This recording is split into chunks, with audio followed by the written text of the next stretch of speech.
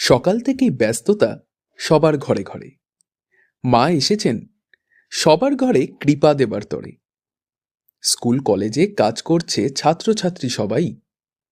কেউ আনছে বাজার করে, কেউ বা ব্যস্ত সদাই। ছাত্রীরা বসে পড়েছে দিতে আলপনা।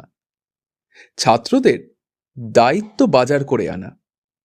প্রায় সব বাড়িতেই দেখি ব্যস্ততা একই। মায়ের কাছে প্রার্থনা যাতে সফল হয় সবাই। বিদ্যা, সঙ্গীত, শিল্পের দেবী হলেন মা সরস্বতী। সব শিক্ষার্থী তাই জানায় তাকে প্রণতি।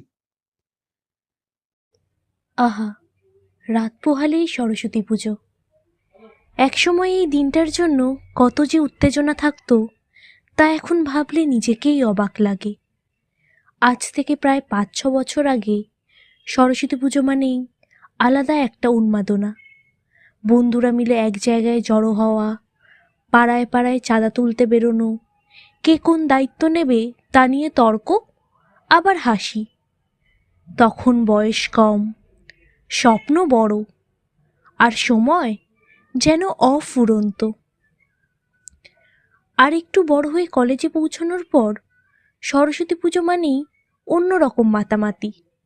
পুজোর ১ মাস আগেই ঠিক হয়ে যেত এবার কোন রঙের পাঞ্জাবি বা শাড়ি পরা হবে, কার সঙ্গে দেখা হবে, কোথায় আড্ডা হবে।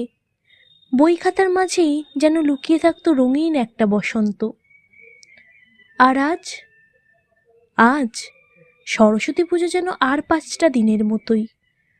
উত্তেজনা নেই, চাঁদা তোলার ডাক নেই, রঙিন পাঞ্জাবি বা শাড়ি বাছার তাড়াও নেই।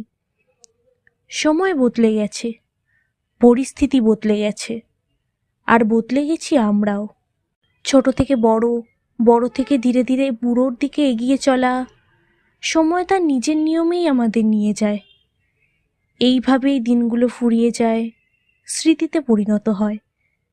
যেগুলো একদিন ছিল জীবনের সবচেয়ে রঙিন মুহূর্ত, সেগুলোই আজ কেবল নস্টালজিয়ার গল্প।